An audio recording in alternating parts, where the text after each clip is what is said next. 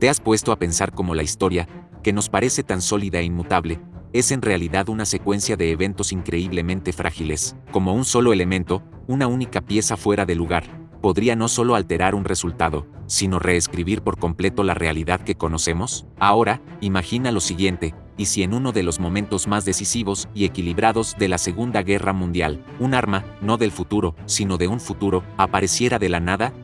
Es la madrugada del 4 de junio de 1942. La vasta, azul e implacable inmensidad del Océano Pacífico está a punto de convertirse en el escenario de uno de los enfrentamientos navales más grandes de la historia, la Batalla de Midway. Por un lado, la Kido Butai, la poderosa y orgullosa fuerza de ataque de la Marina Imperial japonesa, al mando, el almirante Nagumo, confiado tras la aplastante victoria en Pearl Harbor.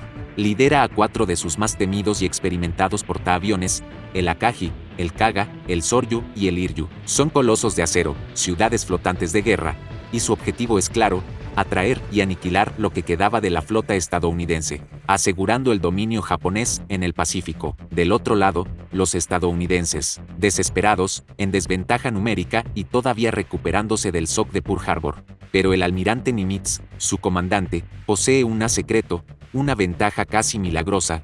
Sus criptoanalistas, en una de las mayores hazañas de inteligencia de la historia, descifraron el código naval japonés. Saben dónde y cuándo sucederá el ataque. La batalla de Midway no será un encuentro casual, será una emboscada, pero una trampa que aún depende de aviones vulnerables, pilotos exhaustos y, sobre todo, de la suerte. Pero, ¿y si algo más estuviera allí? ¿Y si, en las heladas y oscuras profundidades del Pacífico, una sombra se moviera, silenciosa, indetectable, una geometría imposible para la época? Con más de 100 metros de eslora, su casco negro fue diseñado para absorber las ondas de sonar, no para reflejarlas. No es un submarino de la Segunda Guerra, es un submarino de ataque de propulsión nuclear de la clase Virginia, un fantasma del siglo XXI. Un depredador de un futuro lejano, sumergido en el pasado. ¿Sabías que los sonares y las cargas de profundidad de 1942 serían completamente inútiles contra él? Para los operadores de sonar japoneses, el ruido ambiental del océano sería más fuerte que la firma acústica de esta máquina. Para la flota de Nagumo, este submarino simplemente no existe. Es invisible, un tiburón cazando en una pecera llena de presas que ni siquiera saben del peligro. Dentro del submarino, la atmósfera es calmada, fría y controlada. El comandante no escudriña un periscopio, sino que observa una pantalla táctil de alta definición. No ve puntos imprecisos o ecos ambiguos. Ve la firma acústica exacta de cada barco en la superficie, identificada por computadora. Ve el corazón palpitante de la flota enemiga, los 4 portaaviones, los objetivos primordiales. Para él, no es una batalla, es una cirugía, y para esa cirugía, tiene un bisturí que los ingenieros de 1942 considerarían pura brujería: el torpedo pesado Mark 48. ¿Sabías que un torpedo de la Segunda Guerra era un arma relativamente simple, que necesitaba golpear físicamente el casco del barco para explotar? El Mark 48 es una criatura totalmente diferente. Es guiado por cable, un cordón umbilical letal que lo conecta al submarino, recibiendo datos en tiempo real. Viaja a más de 100 km/h y, lo más importante, no necesita golpear el objetivo. Está diseñado para pasar por debajo del barco y detonar.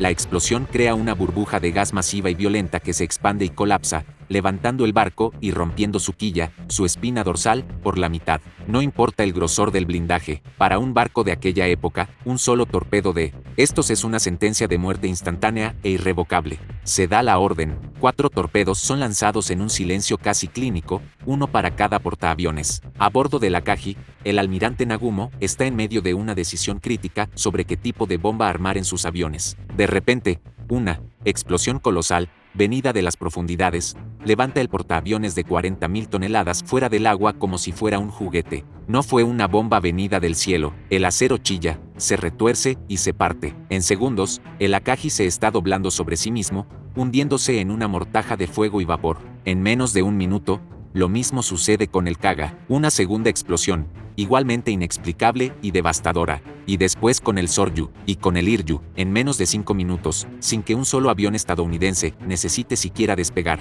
Los 4 portaaviones japoneses, el orgullo del imperio, la fuerza que barrió el Pacífico, están en camino. Al fondo del océano, el caos en la flota japonesa es absoluto. El cerebro humano no puede procesarlo. ¿Fue una nueva mina secreta? ¿Un campo minado invisible? ¿Un ataque de decenas de submarinos que no vieron? El terror no proviene de la derrota, sino de lo incomprensible que es la derrota. La batalla de Midway, que en nuestra historia duró días de feroces combates aéreos y fue ganada por un margen estrecho y heroico, termina incluso antes de empezar.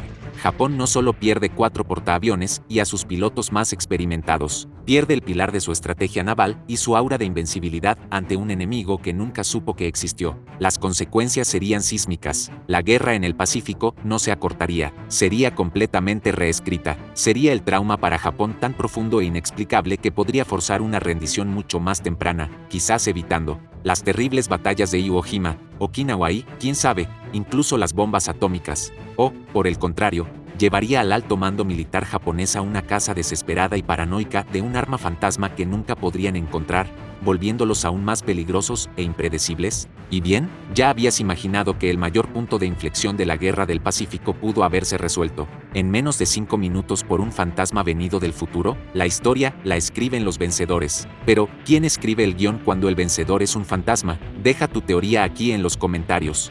Dios lo bendiga.